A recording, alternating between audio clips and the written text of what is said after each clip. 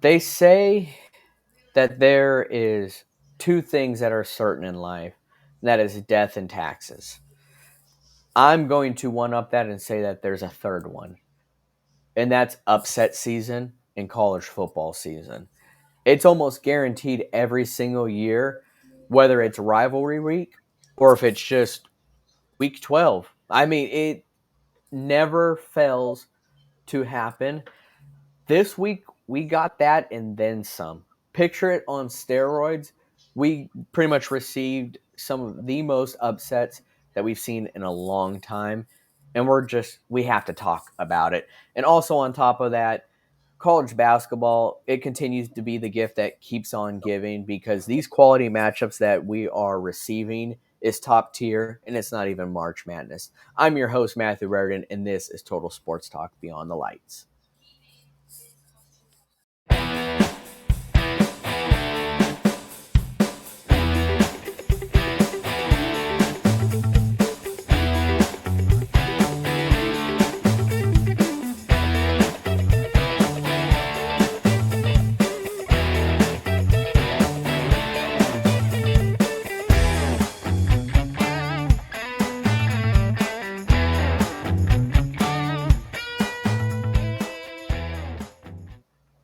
What's going on, everyone? Welcome to another episode of Total Sports Talk Beyond the Lights, where I'm your host, Matthew Raridan, and with me today is none other than my co-host, Ed Smith. Welcome, y'all. I mentioned in the intro about upset season, and you might ask what really constitutes an upset. And you could ask several different people, and you may get a different definition depending on who you ask. But I'd like to say that an upset pretty much is a team that should have won that didn't win. If you want to put it in simple layman's terms, a team that might be the heavy favorite and they just did not win. They let it slip away from them, whether it was close or it wasn't at all. Alabama. And we saw a couple of those games happen this week. You could do the eye test. You could look at these games, and sometimes it's pretty obvious who's going to win, but sometimes you don't know. And one of the first matchups that we saw this weekend was the number 5 Indiana Hoosiers versus the number 2 Ohio State Buckeyes. You look at the eye test here, and everything pretty much tells you this is going to be Ohio State's game to win. That's how I truly felt. No disrespect to Indiana, but the Big Ten has usually, for the most part, always ran through Ohio State, and Indiana is just having a great year, but so is Ohio State. And I was a little surprised early on, but Indiana jumped out to an early lead. They looked pretty good, but then you started seeing a lot of mistakes happen on both sides. I mean, there were several chances Ohio State had to just pile up the score early on, and they made mistakes. But then Indiana made such a crucial mistake right before halftime, and Ohio State scored off of that. There was a blunder on the punt. That's all Ohio State needed because from that point on, it was all Ohio State. And it was pretty much the game that a lot of people expected to happen. Ed, did you give any chance whatsoever to Indiana in this game, but not from a disrespectful standpoint, but any chance against this Ohio State team? I gave Indiana a chance going through that first quarter and a half, Mm-hmm. really, because they were standing toe to toe. It Yeah. was like two boxers standing just square up in the middle of the ring, just laying haymakers, just body blow and then hook. Just all the way through that time period. But when the special teams, that third phase of the game that somehow seems to get overlooked, starts rearing its ugly head when bad things start to happen, it just creates a snowball effect. And Indiana was cooked after that took place. Yeah, and their defensive line, like you said early on, they really gave Ohio State a pretty tough time there. And you saw Will Howard kind of be rushed. He made some mistakes. There was an interception. Granted, that was off his receiver's hands into the defender's hands, but hey, it ends up happening. But Ohio State showed their strength, and as the game went on, they continued to get stronger and stronger. And they're a top team in the country by all means. So they're going to be a team that's going to be there come college football playoff time. Team that may not be there, and I say that because I feel like you can never bury them. They're like the Undertaker. They continue to rise, and that is the Alabama Crimson Tide. I feel like this loss against Oklahoma, and this was one of the first upsets we're going to talk about here. First of all, it should have never happened. But second of all, this theoretically should have been the final nail in the coffin for Alabama's chances. But they're Alabama. This was embarrassing. Like, this was truly embarrassing. And this will be the first embarrassing loss in Kalen DeBoer's probably career. I mean, he's won a lot as a head coach in college football. But this doesn't get any worse. Only because Oklahoma, they just aren't a good team this year. They have injuries more than the 49ers do in the NFL, and they're on like their sixth string receiver. They are at this point it's walk-ons and people from the box seats because that I don't know how they have this many people that they keep putting in. Alabama didn't even score a single touchdown. One field goal, that was it. Jalen Milroe has to be the definition of a roller coaster quarterback. Ed, I mean, can you think of any other analogy based off of that? Well, I will say that uh, Venables put together a good game plan and basically copy and pasted the game plan that Arkansas put against Milroe. Rush, but keep him back where he is. Do not let any escape lanes take form because that's where Jalen Monroe is most dangerous. And the rest of that Oklahoma Sooners defense, they're actually a not a terrible defense, but when you get an Alabama team that is trying to press and trying to impress by going all out and be this offensive juggernaut, and they just can't get it started because of the game plan that Oklahoma put in.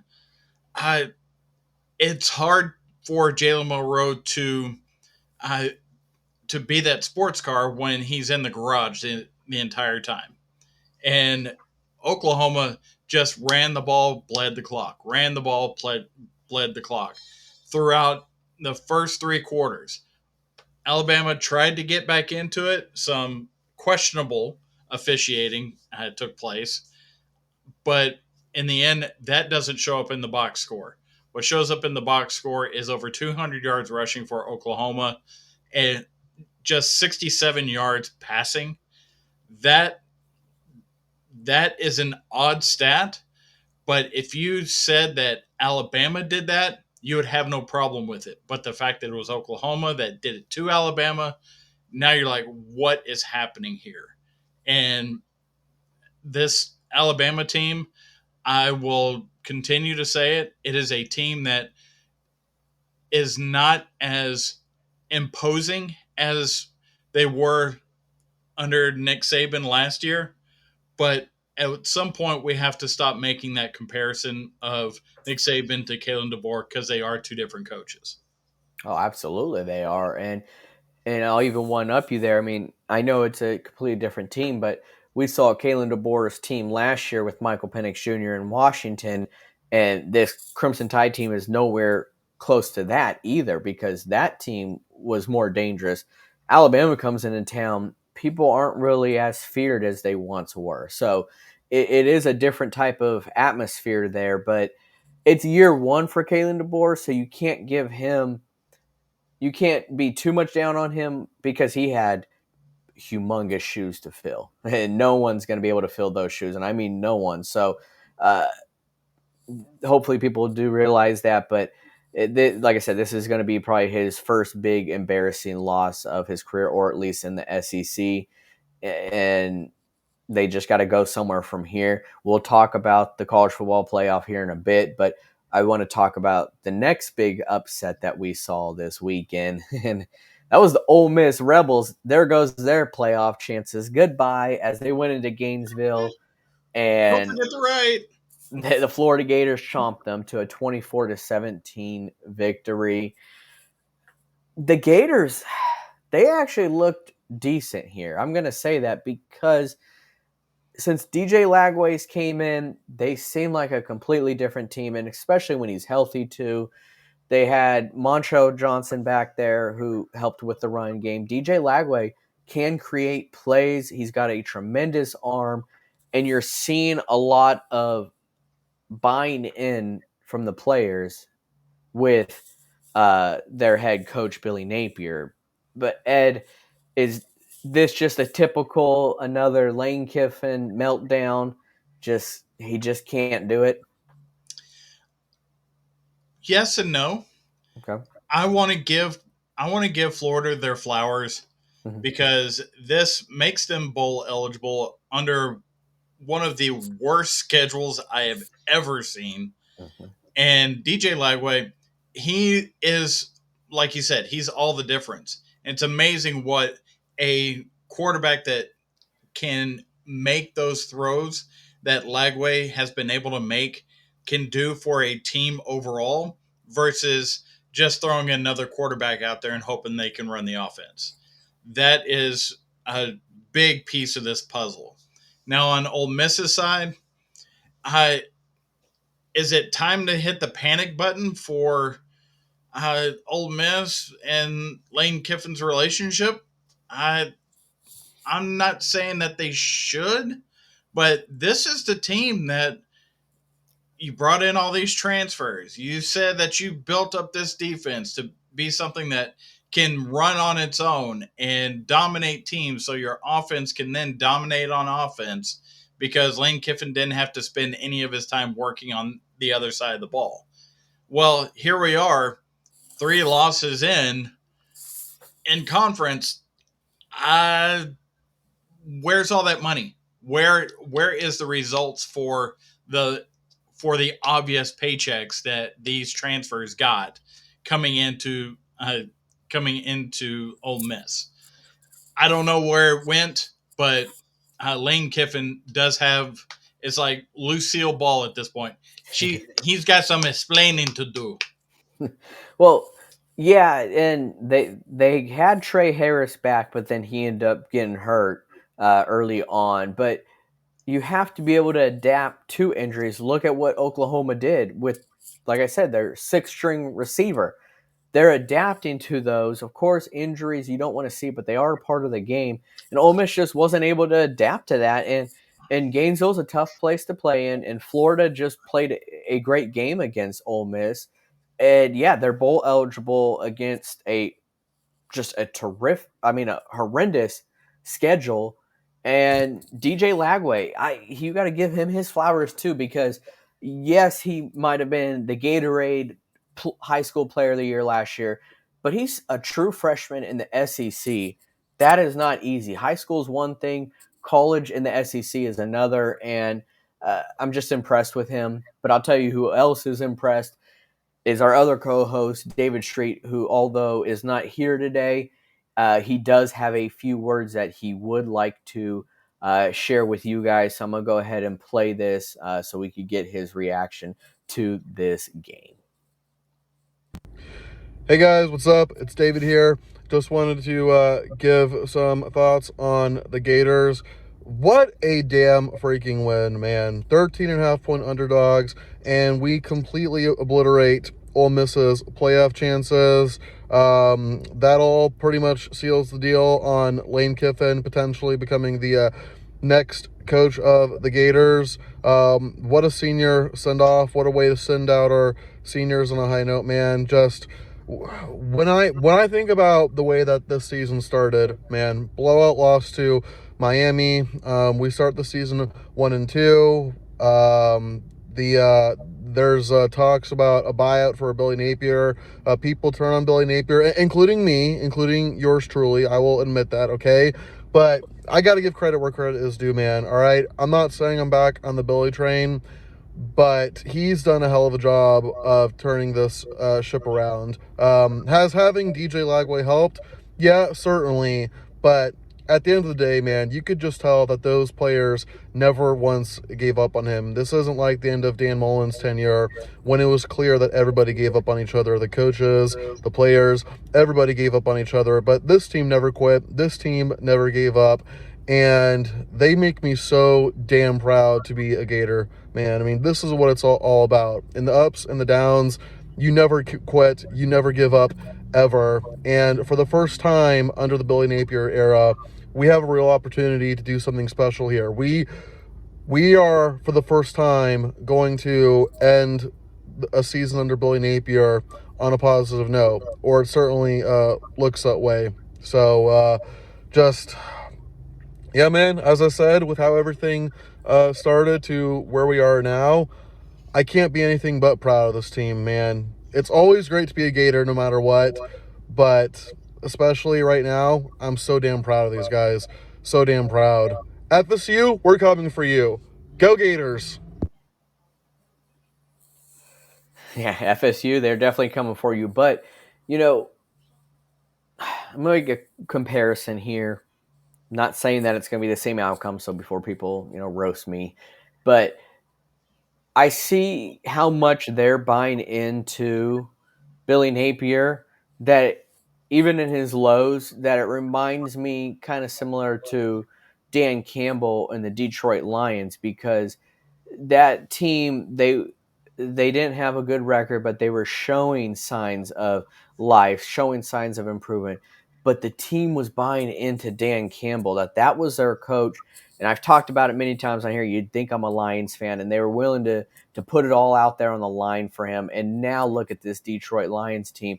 I'm not saying the Gators going to do that, but you are seeing a lot of their team really buying into Billy Napier, that maybe they shouldn't be doing this buyout. He still has so much to prove, but you got to give him time. And I think give him this next year.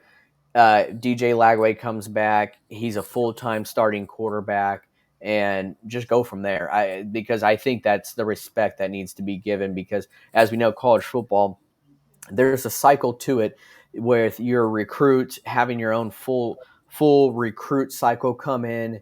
You have to let that play out. So let Billy Napier play that out. Give him next year. Just see where this Gators team goes from there.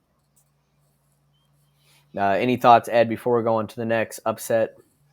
Uh, just that it's going to make next year even more interesting than maybe even this year was. Yeah, absolutely. And one thing that I saw during the game yesterday was Graham Mertz, who is their starting quarterback, who's out for the year, torn ACL. He is still roommates with DJ Lagway. Even on the road, they still stay together. And I think it's really cool because Graham Mertz has been around for a while. He was a top recruit too. He's still able to give DJ Lagway that veteran type of presence and advice. So I really like that a lot, because I think that's helping DJ Lagway grow up into the game, because there's going to be a lot you need to grow up to, especially playing in the Southeast Conference. Next game here, and that's the Big 12, BYU and Arizona State. Arizona State brought that heat, no pun intended. They came out strong. This was clearly their game from the get-go. But BYU came storming back, man. They came, and it was a very close game until they turned it over and pretty much gave Arizona State that game-sealing victory until there was still 1 second left on the clock. And I know many people that absolutely hate the field storming the field. There should be a criteria to it, blah, blah, blah. But this was ugly, Ed. This was really ugly, because, and you saw Arizona State's coach yelling at the refs like, this game's over. There was 1 second left on the clock. They had to get the fans off the field. The fans had to put the field goal post back up. Arizona State might have got the win, but this was embarrassing for their program because of the actions that transpired. Would you agree with that, Ed? I would. Arizona State has been known to be kind of that knucklehead uh, little brother uh, type type school. Yeah. it's we all know that Arizona State is a party school. Absolutely, it is. So let verse and to have that party school against a religious school in BYU, Yeah. it it is so interesting to me, just the social dynamics of that. Uh, but you're talking about a Arizona State program that has not really been more than just a stepping stone for anybody playing them for quite some time. I I mean, even when Jaden Daniels was there, I, he really hadn't reached his full potential yet. No. So you really have to go back quite a ways to say Jake Plummer Yeah. coming out of Arizona State when Mhm. being the last time that that program was really taken seriously as a national contender. Well, here we have this, and then we have BYU on the other side, who's just trying to get their feet back under them after getting knocked off by Kansas. Spoiler alert: we're going to talk about them in a minute too. Uh, so to have Arizona State really control this game most of the way was surprising, but almost not surprising because that's the way that they play. They play in a very controlled manner. With Skettaboo just pounding the rock and just just continuing to create toughness uh, within the team itself. But on the other side, you have BYU, who has been just mentally locked in all year on how to find a way. Well, they almost found a way by having that 1 second left on the clock. It doesn't matter that they had to go use the other end of the field Yeah. because the goalpost had been ripped down already. But Arizona State did knock off the Hail Mary that ended the game. And here we are. We're at a crossroads with the Big 12 that who's who's taking charge? Who's going to be in this Big 12 title game? Who is going to play for the right to be in the playoff? That's that is a huge thing. And to think that Arizona State could be one of them, they were picked to be dead last in this league. So here we are. This is why we play the games, folks.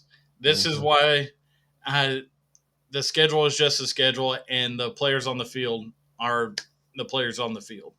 Yeah, they're the ones who actually end up dictating it based on how they play. So we are seeing a pretty much a tremendous turnaround within that program, and they very well could be on their way to a college football automatic bid.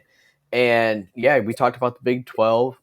We're going to talk about them some more here because I don't know if you guys have ever seen a train derail, but if you watched the Colorado Kansas game, you got to witness it firsthand because that hype train in Colorado, well, it fell off once again. Yes, they've had a better year than last year, but they need to be consistent on when the games matter because this is a game that mattered and Kansas just came off an upset the week before and actually they had an upset the week before that. They're the first team I think to have 3 upsets against ranked opponents 3 weeks in a row and they did it once With a again losing record. with a losing record and they did it once again at home. This was Devin Neal's game. If you didn't know his name, which you should have by now, this was his coming out party, but we should have known that was going to happen. Colorado can't stop the run. They can't even run the ball, okay? Let alone stop it on the defensive side. Kansas just had a field day with them. They pretty much played with their prey. Um, it was a tremendous game by Kansas. Colorado, on the other hand, you got to see who they really are. And I'm not talking about that they lost the game. I'm talking about how they acted. There was a lot of antics at the end of the game, and there was a lot of passion in this game because we saw some hits take place on Shedeur Sanders that wasn't too kind. But we saw Shedeur Sanders, I mean, he put his hand on a ref. He pushed him. We all saw the video. And you can't do that, but he's untouchable. He'll still probably be a number 1 draft pick. But like I said, you got to see who they really were when it came down to it. They couldn't win the big game because if they won this game, things for Colorado is going to be looking a whole lot different.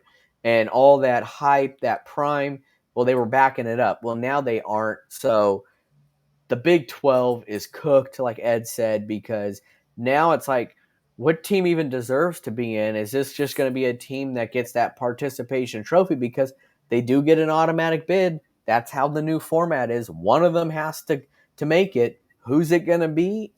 I don't know, Ed. Yeah, it is. It is definitely a close call. Now, everybody that's watched this show should know Devin Neal because we talked about him 2 weeks ago.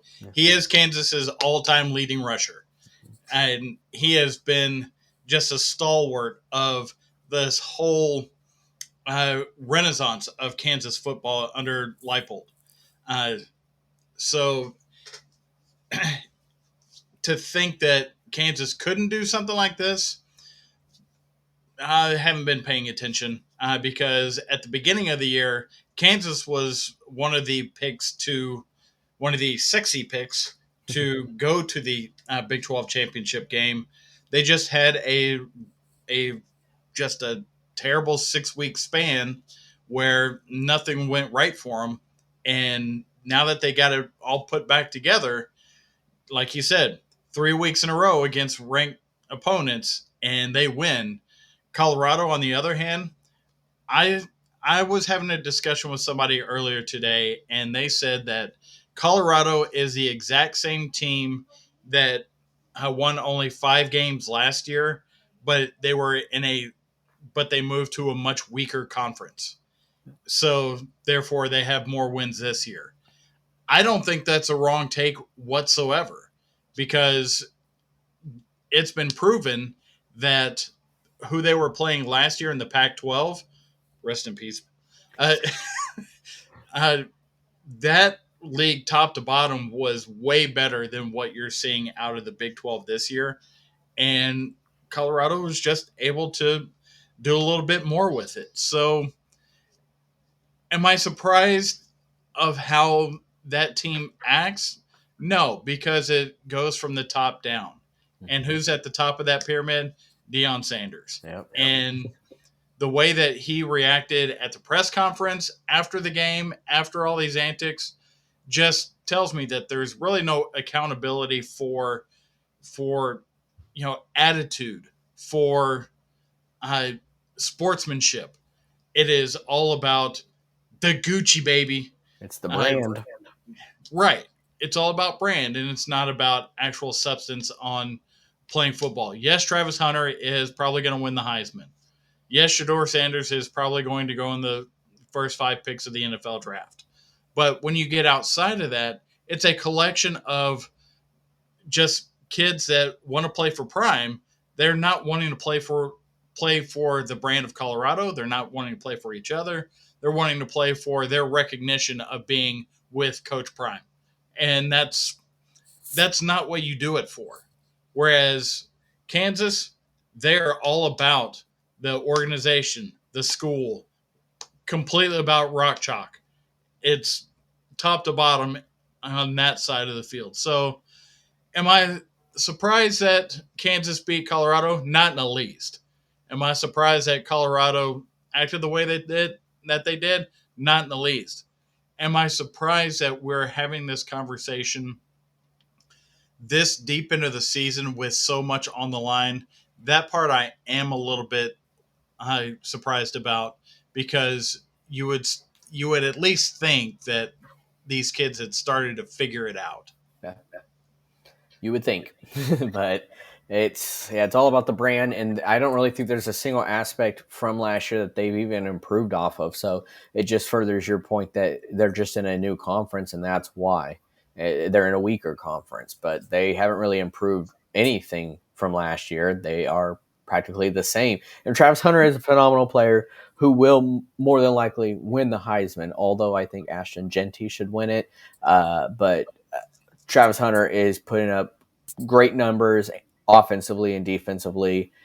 He's a freakish athlete. So I will leave it at that because it's not like I'm saying he doesn't deserve to win, because he does deserve to win. I just feel like Ashton Genty should win. But that's a discussion for another day. Last game, actually, we got two more games to preview here. And this was another hype train that was derailed, and that was Army. They got embarrassed by this Notre Dame team. Yeah, there's a rest in peace right there. Army, you had one chance. You had one chance, all right? And this Notre Dame team, I'll eat crow. They have really, really impressed me since that loss to NIU. Uh, I guess I should have realized it after their week one win against Texas A&M, but then the upset happened, made them pretty much turned them into a meme, and then now they've just won every game since. They've looked phenomenal. Marcus Freeman, I think he's finally got a really good Fighting Irish team, and I'll be interested to see what they do in the playoffs this year, because Notre Dame has had a reputation of, going to a BCS championship game and getting demolished by an Alabama team, going to the playoffs. Same thing happened. Let's see how they do this year, because right now they are impressing me. And Ed, how are you liking their chances going into the college football playoff? Well, if you had asked me after the NIU game if they were even going to make the college football playoff, not a chance. But here we are 2 months later, and they are probably a top 5 in the rankings type team, which Yeah. is their cap. Yeah. Seriously. Um, as far as coming together, and sometimes you have to take a loss to come together as a team, because you know you're good, but you don't know if you're really all that together. Well, a loss like the NIU loss has brought this team together, and they are just, they've put it together. Now, Notre Dame did play Navy when they were undefeated Mm-hmm. and turned them over, and it became a blowout there. This was just a pure, just beatdown Mm-hmm. of Army. And Army has a better team than what Navy does, in my opinion. Although I'm a Navy fan, but that's neither here nor there. Yeah. Um, Notre Dame, how well do they actually match up with some of these teams that they're going to see in the playoff? It's tough for me to say that they are going to be on the same level as some of these other battle tested teams, because they're not playing the same level of competition as an independent that a team that has to fight for a conference championship does. Yeah, I mean, they may get a luck of the draw, because there are some teams that are going to come in at, the 11 and 12 spot in the rankings that just got lucky to be there. And it may be Notre Dame's fighting chance is having that. But they have one of the top defenses in college football, and they showcase that. Granted, they did give up a lot of rushing yards. They don't normally do that, and they usually dominate on defense. So they've been a great all around team. So we'll see when it comes down to the college football playoff who they get matched up against, and just how well that fares out. Uh, Penn State, on the other hand, they narrowly escaped a really big upset against Minnesota. I thought for sure it was going to happen. I really did, and they pulled it off just narrowly. And I was like, this is going to be a typical James Franklin. I'm going to choke, and and there goes Penn State's chances. Nope, they end up winning this game by the chairs on their chinny chin chin, and they still have a chance to make it to the Big Ten championship game against Oregon. They do need Ohio State to lose. We'll see if that happens, but Penn State needs to focus more on their next matchup, which is against Maryland, because it's not going to be an easy task against Maryland there. But Nonetheless, Penn State pulled it off. We aren't talking about them as being upset, but it sure as heck was close, Ed. Yeah, and it took the play calling from James Franklin that somehow he refuses to use while he's playing Ohio State. It's it is amazing to me how he can be, just a great play caller uh, and risk taker and do all the things that it takes to win big ball games in tough situations against every other team except Ohio State and Michigan. It's How is that a thing? Yeah. Because to your point, it seemed like this was going to be a James Franklin game, but in my mind, it was also a PJ Fleck game, a game in which they row the boat over the top of somebody that they have absolutely no business competing with, and it came very close to happening. But Penn State on a fake punt, they get the first down they need to run out the clock and escape with the win, and I do mean escape Yeah. with the win. So here we are. We're at a position now where Penn State, they've just got the game against Maryland, which, you know, who knows? With the way this year has gone, who knows? But the expectation is that Penn State will come out of that game with the win and go into the playoff, uh, because I don't think they're going to make the Big Ten championship game at this point. They may not need to. I think if they win this game against Maryland, they've done enough. I think in the committee's eyes to make the college football playoff. I mean, they'll only have one loss, and that's against the number 2 team in the country. So that's where we need to talk about now is the expectations with these next rankings that come out on Tuesday because of the upsets. How are things going to sit? Clearly, 1 through 4 is going to stay the same, with Oregon, Ohio State, Texas, and Penn State there at the 4th spot. But Indiana lost to Ohio State. Alabama lost to Oklahoma. Ole Miss lost. There's going to be a shakeup for sure. But we thought that with these SEC teams losing, it was going to be make it a little bit easier in the committee's eyes. But now with the other upsets that took place, things have now gotten harder for the committee, in my opinion. Because what do they do with the Big 12? You have an automatic qualifier. Whoever wins that, that's probably only it for the Big 12. SEC on the other hand, I'd like to say Ole Miss is out, but the AP poll that came out, I mean, Alabama's right there at 13.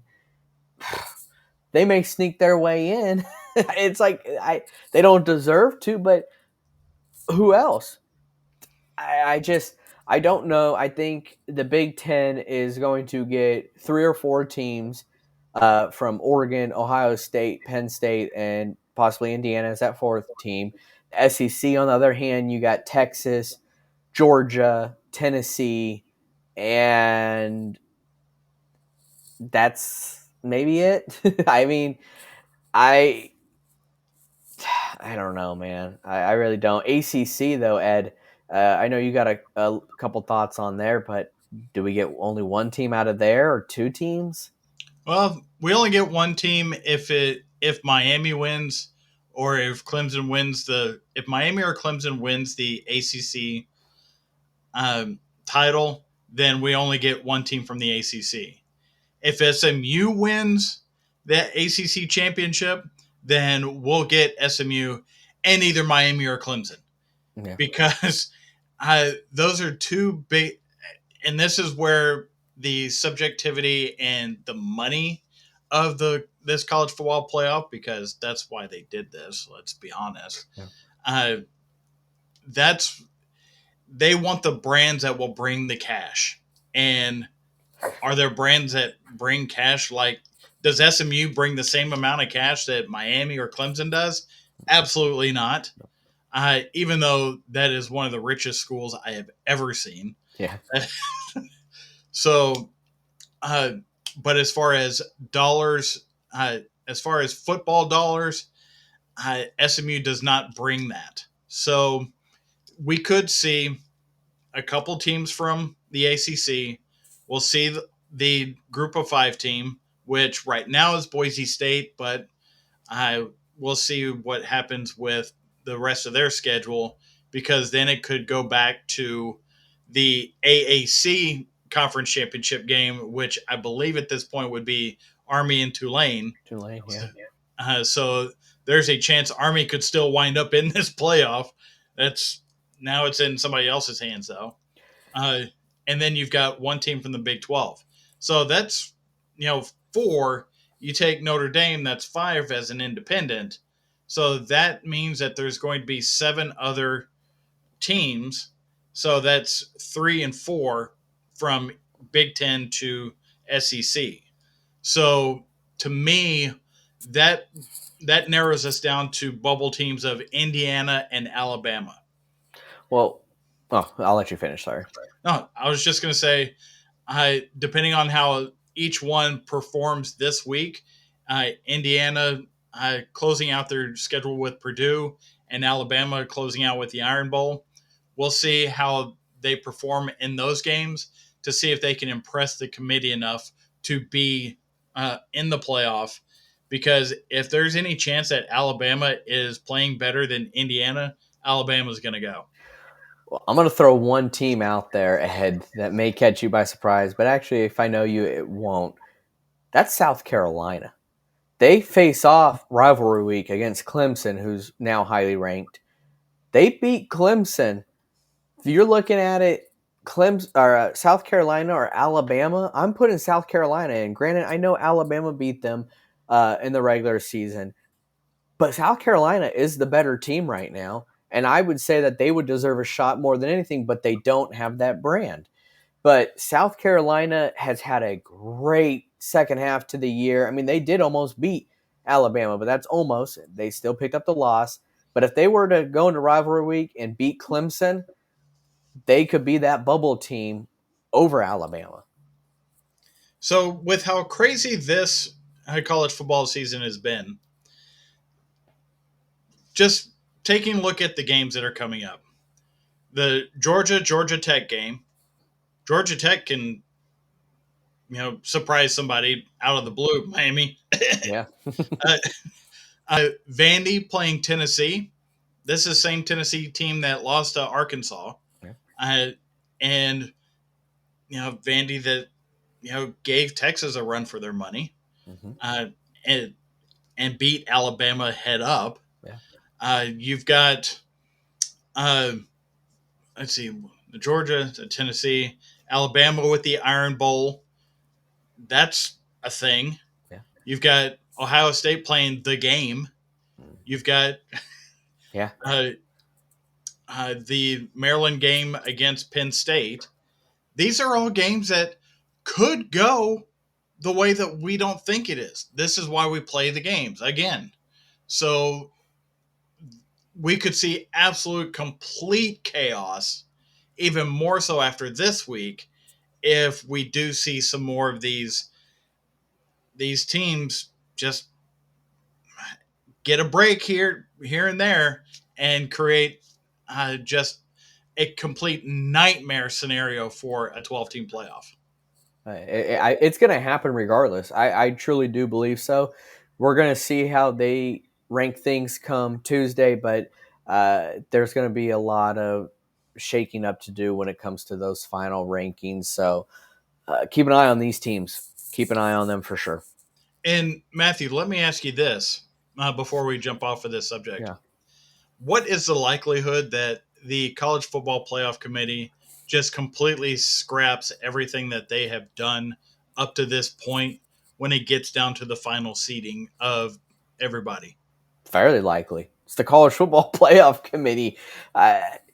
This is going to sound so confusing, but I've never seen an organization that is predictable yet unpredictable at the same time. I say that because would I be surprised if this 3-loss Alabama team gets in? No, because that's predictable to the committee. But they are unpredictable because they could show you their hand and then change it at the last minute. So That's the best way I could put it. So I would not be surprised if they just flipped it upside down. Yeah, I agree. Yep. So we've seen crazy things, and we're going to see things that are crazier. But that's it for college football. Let's go to college basketball because we have a slate for you this week, and that's starting out Monday. We talked about it last time we previewed college basketball, but we go based off of this matchup quality format that ESPN has introduced. I absolutely love it. Ed loves it too because it is analytics, but I think it's a good analytics to have. First matchup we have is Auburn Iowa State. This is a 94.8 on the metric on the matchup quality scale. Auburn's playing some of its best basketball that we've seen. I know it's early on, but Bruce Pearl and the Tigers are looking phenomenal, and they did when we saw that upset over Houston. Iowa State, on the other hand, we saw that they had their run last year, March Madness. They lost to Illinois. They've came out early on winning their games too, but this Auburn team, they want to show you that upset loss to Yale was a fluke last year. I think they're still pissed off about that, Ed. Oh yeah, it is resonated through the program for sure.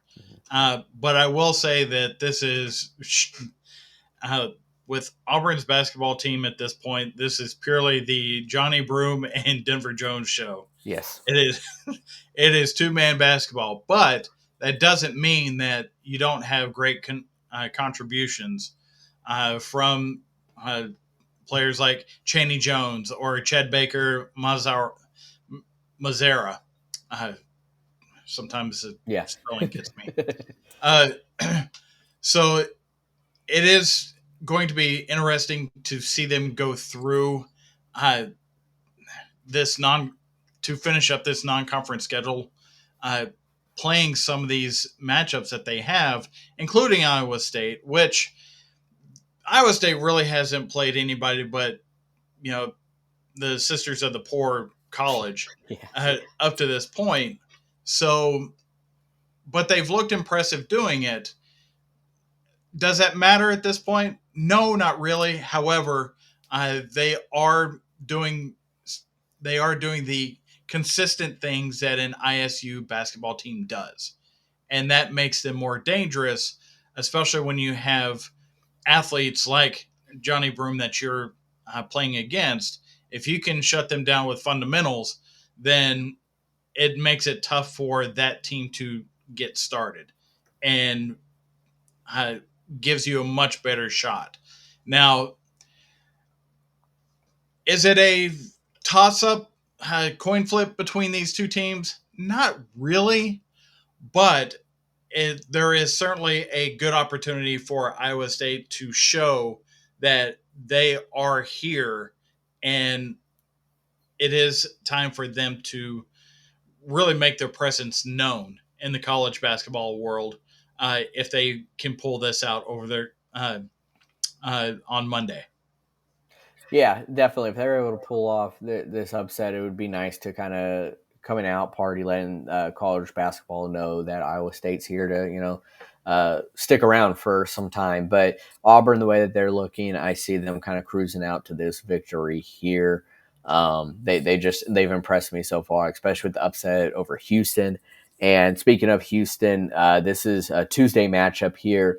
They're facing off against the SEC in Alabama.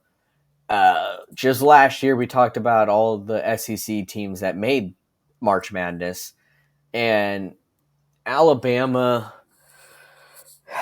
They've lost to Purdue so far this year, but they had an impressive victory over Illinois. Houston, they've become this basketball school that no matter what happens to them, they're always going to be regarded as one of the best teams in the country. They wanted to show you that their upset loss to Auburn was a fluke, but they haven't really faced anyone since then. I feel like if anything, Alabama's a little bit more field and battle tested than Houston is. But if you look at the matchup prediction, they're not even giving Alabama much of a chance to win at all. And I think that's disrespectful. I mean, Alabama and Grant Nelson, they have a great offense, but it's their defense that struggles. They they let their opponents put a lot of points on the boards, and maybe that's what they're worried about is that Houston will be able to have their way with that Alabama defense. I see Houston winning this game, but I think Alabama deserves a little bit more credit than what they're getting here. So, I mean, your thoughts at all about this one, Ed? Alabama should get a little more credit, especially with it being played at home Mm-hmm. and having Houston go on the road to do it. Houston is a team that believes in defense turns into offense. Yeah. And under Kelvin Sampson, that is their calling card.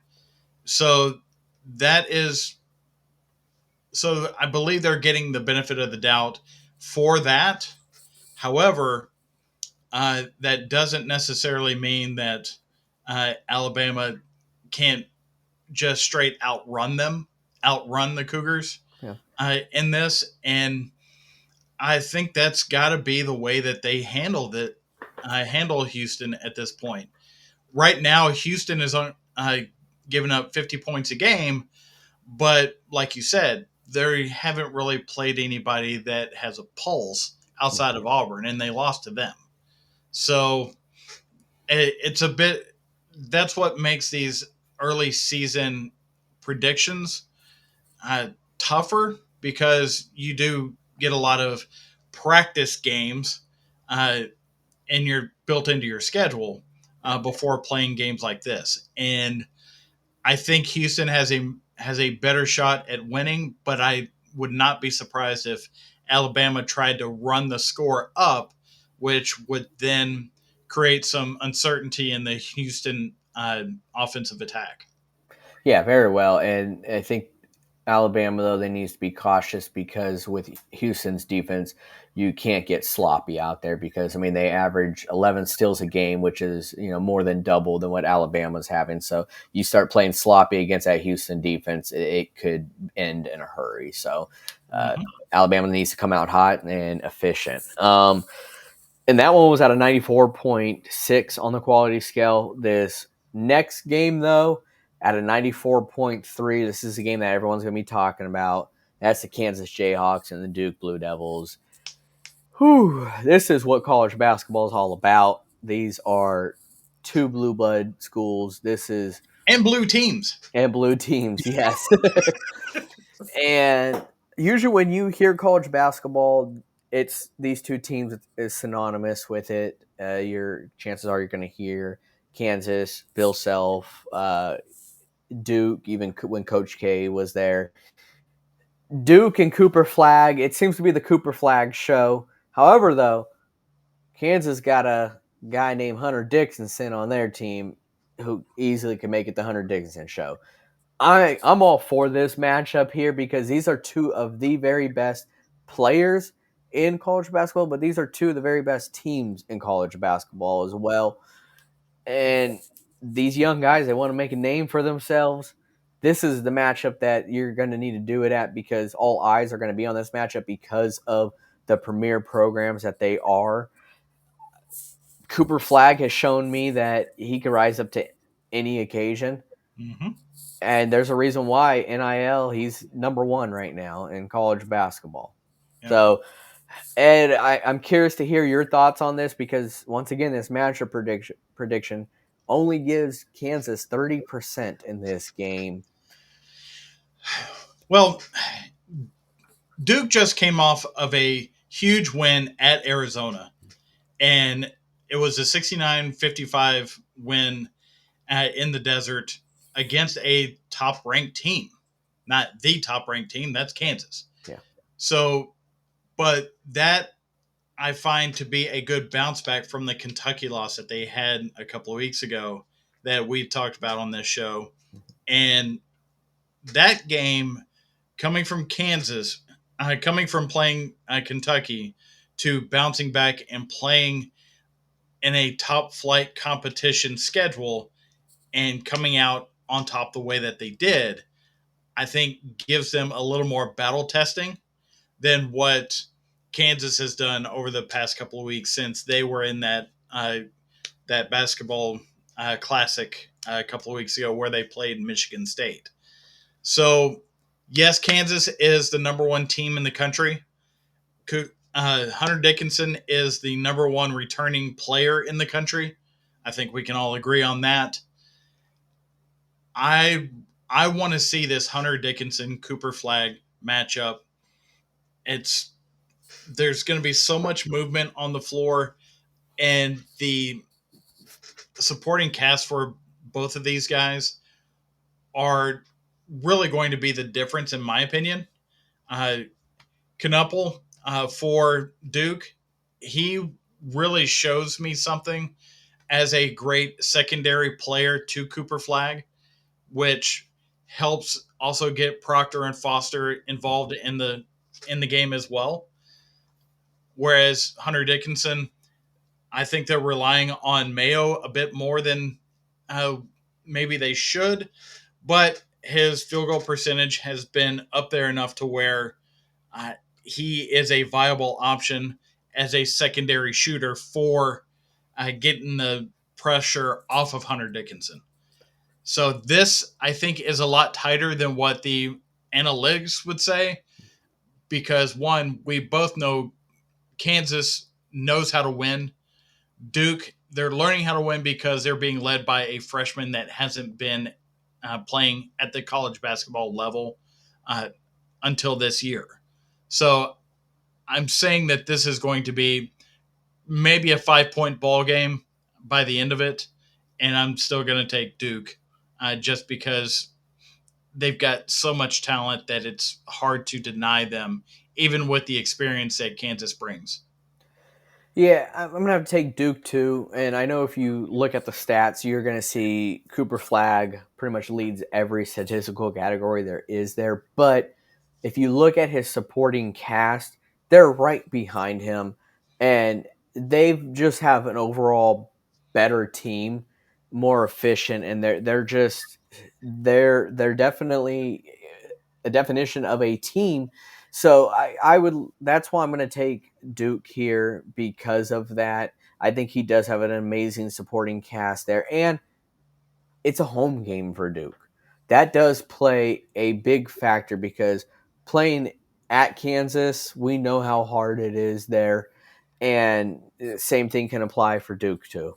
Cameron is a totally different ball game. Yes. So, but I'm looking forward to this matchup. It is going to be close. I would definitely say that you're looking at 5 points or fewer in this game as far as margin of victory. So, I have to go with Duke too. But college basketball has given us great games. These are great slates, and once again, huge shout out to ESPN for this matchup quality.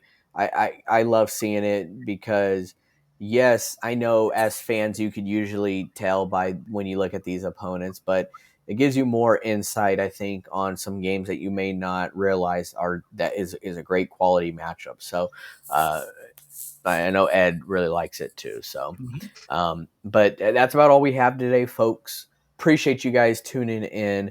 Look forward to seeing you guys on our next show where we're going to be doing things a little differently because of Thanksgiving.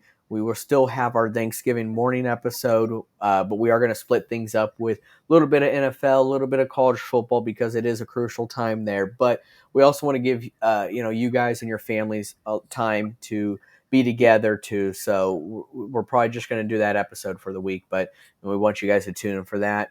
And we also appreciate if you can hit that like, subscribe button, share these videos, and also let us know your thoughts and opinions in the comment section and also in the chat. But until next time, guys, we are rounding third and we are headed for home.